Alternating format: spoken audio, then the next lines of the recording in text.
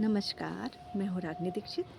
मेरे channel रागनीज़ garden and bonsai में आप सभी का स्वागत है और आप सब मुझे इतना सपोर्ट कर रहे हैं, इसके लिए बहुत बहुत शुक्रिया। आप मेरे चैनल पे मुझे सवाल भेज सकते हैं। मैं प्लांट से रिलेटेड, बॉन्साई से रिलेटेड, आपके लॉन और सबसे रिलेटेड मैं सवाल के जवाब देने की पूरी पूरी कोशिश करूँगी। जो मेरा एक्सपीरियंस है मैं आपसे शेयर करती हूँ। आज का जो टॉपिक है ये भी बहुत सारे लोगों की क्वेरीज थी कि आप बताइए इनके बारे में, तो मैंने सभी के सवालों को एक में मर्ज करके मैं उसका जवाब देने की कोशिश कर रही हूँ। आज का जो प्लांट है, जो फ्लावर मैंने लिया है, टॉपिक लिया है, वो फ्लावर जो है वो सभी के दिलों पे राज करता है और कांटे वाला पौधा होता है, लेकिन अपनी खूबसूरती को चारों तरफ बिखेर के रखता है। ये सिखाता है कि आपके जीवन में सुख हैं तो दुख भी होंगे, लेकिन हमको उसका डटकर सामना करना चाहिए, कभी भी हताश नहीं होना चाहिए। इस पौधे से, इस फूल से हमको ये सीखना चाहिए और ये बचपन से हम सभी के घरों में पाया जाता है, हमारे आसपास। इसकी क्योंकि सुंदरता जो है वो सभी के मन मोह लेती है। कवियों ने भी उसकी प्रशंसा में बहुत सुंदर सुंदर कविताएं लिखी हैं और यूरोप का ये नेशनल फ्लावर है। इसकी बहुत सारी वैरायटीज़ होती हैं, करीब 300 से भी ज़्यादा। तो एनी गेसेस? चलिए मैं समय बर्बाद ना करते हुए आपको बता देती हूँ। जी हाँ, मैं बात कर रही हूँ गुलाब की। गुलाब जो सभी के दिलों पे राज करता है। इसके इतने सुंदर सुंदर कलर होते हैं और हमारी क्लाइमेट के हिसाब से भी बहुत खूबसूरत पौधा होता है, अच्छे से सेटल होता है, बहुत ज़्यादा केयर की ज़रूरत नहीं होती है। अगर आप नर्सरी से पौधा ला रहे हैं तो अगर वो हार्ड मिट्टी है तो आप क्या करें, एक टब में उसको रखें, उसकी पॉलीथीन हटा लें और उसको पानी से अच्छे से धोएं। जहाँ मिट्टी है तो ऊपर की हार्ड मिट्टी हट जाएगी, नीचे के जो मिट्टी थोड़ी हो उसको लेकर के आप मिट्टी के गमले में, चाहे वो 10 इंच का हो, चाहे वो 15 या 12, जैसा आपका पौधा हो वैसे ही आप उस गमले में शिफ्ट कर सकते हैं। और जब गमले में आप शिफ्ट करते हैं तो उसकी मिट्टी के लिए मैं बता दे रही हूँ पूरा आप कैसे शिफ्ट करेंगे। उसके लिए आप पूरी मिट्टी पहले से तैयार कर लीजिए, जैसे कि 30% गार्डन सॉइल, 30% वर्मी कंपोस्ट या गोबर की खाद, 10% नीम की खली, 10% आपकी सरसों की खली। ये सब पूरा आप मिक्स करके उसको तैयार करके रख लीजिए। और जब आप गुलाब का पौधा लाएं तो उसको उसी गमले में ये वाली मिट्टी डाल करके आप आराम से अपना पौधा इसमें डाल दें और ऊपर से भी मिट्टी लेयर कर दें। और बहुत अच्छे रिजल्ट देखने के लिए आप चाय की पत्ती का भी उपयोग कर सकते हैं। मैं अपने दूसरे एपिसोड में बताऊंगी आगे कि चाय की पत्ती से खाद कैसे बनाते हैं। तो वो खाद आपकी इस गुलाब के फूलों के लिए बहुत कारगर सिद्ध होगी और देखिएगा जब आप उसका उपयोग करेंगे तो गुलाब के फूल पे बहुत सुंदर सुंदर फूल आएंगे पेड़ पे।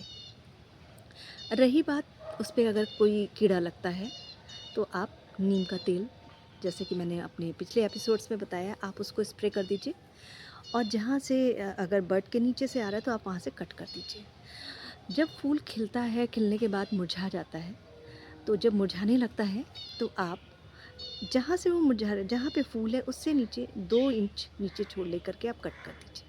जिससे कि क्या होगा, आपका जो न्यूट्रिशन उस फूल पे जा रहा है जो कि खिल चुका है, जिसको की ज़रूरत नहीं है, तो वहाँ से आप नई कलियाँ आएंगी, नए पत्तियाँ आएंगी और पेड़ हमारा हेल्दी बनेगा और दूसरा हमारा जो फूल खिलेगा वो और हेल्दी होगा। अगर आप कटिंग लगाना चाहते हैं या प्लांट लगाना चाहते हैं गुलाब का, तो आप अक्टूबर से मार्च के बीच में ये पौधा लगा सकते हैं। कटिंग भी लगानी है तो हम पेड़ से जो कटिंग लेंगे वो 6 इंच की तो होनी चाहिए, ताकि 2 इंच हम जब उसको मिट्टी में डालें तो जो उसका कॉम्पोजिशन होगा उसमें गार्डन सॉइल, बालू और कोकोपीट, इन तीनों का मिक्सचर आप बना लीजिए, उसमें आप अपनी कटिंग डाल दीजिए। तो 2 इंच हमारी गार्डन तब जो सॉइल है उसके अंदर रहेगी, बाकी 4 इंच ऊपर रहेगी।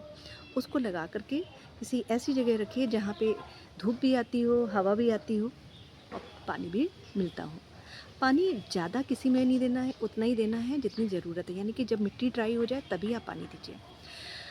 फिर धीरे धीरे आप देखिएगा 1 महीने में उसमें रूट्स आने लगेंगे। अब रूट्स आ गई हैं ये पता कैसे चले?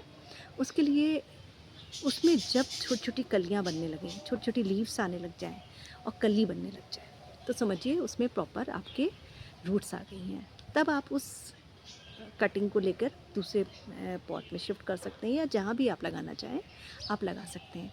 और ये यकीन मानिए बहुत ही खूबसूरत फूल देंगे, हेल्दी फूल देंगे। बस मेरे बताए हुए ये टिप्स आप याद कर लीजिए। ये जो कंपोजिशन है ये अधिकतर सभी प्लांट्स में आप यूज़ कर सकते हैं। गुड़हल के फूल में, एक्सोरा है, आप सब में ये कंपोजिशन यूज़ कर सकते हैं और इसके रिज़ल्ट्स बहुत अच्छे आते हैं। बस चाय की पत्ती का जो यूज़ है वो गुलाब के फूल में बहुत अच्छा रिज़ल्ट देता है।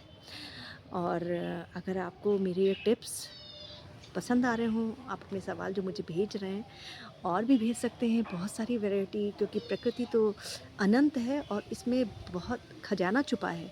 आप बहुत सारी चीज़ें हैं मुझसे पूछ सकते हैं, क्योंकि मैं स्टडी करती रहती हूँ और बहुत सारी प्रैक्टिकल चीज़ें मैंने की हैं, जिसकी वजह से मैं आपको जवाब देने में थोड़ा मुझे लगता है कि मैं आपको जवाब देते देते भी मैं काफ़ी कुछ सीख रही हूँ। तो अगर आपको मेरा ये चैनल पसंद आ रहा हो, मेरा जवाब पसंद आ रहा हो, तो please subscribe and like my channel Ragini's garden and bonsai. और हाँ, एक बात ना भूलिए कि गुलदाउदी अब आप सितंबर शुरू हो चुका है, आप गुलदाउदी लगा सकते हैं। तो तैयारी शुरू कर दीजिए, क्योंकि जाड़े में गुलदाउदी के फूल हमारी बगिया को खूब कलरफुल रखेंगे। और लगाते कैसे हैं और कैसे आप उसको कर सकते हैं, इसका मैं बताऊंगी आपको अपने नेक्स्ट एपिसोड में, कि गुलदाउदी की केयर कैसे करें और लगाएं कैसे। Thank you so much. और हाँ, एक बात, गुलाब की जो पंखुड़ियाँ होती हैं ना, वो भी बड़े काम की होती हैं। उससे आप इत्र बनाते हैं, उससे इत्र बनता है जो कि विश्व में मशहूर है। बहुत बहुत ही अच्छी खुशबू होती है उसकी। और जो उसके पंखुड़ियाँ हैं उससे हम गुलकंद भी बनाते हैं, जो कि हम खाने में यूज़ करते हैं। बहुत ही स्वादिष्ट होता है और बहुत ही पौष्टिक होता है। अब पेश है गुलाब के फूलों की एक झलक।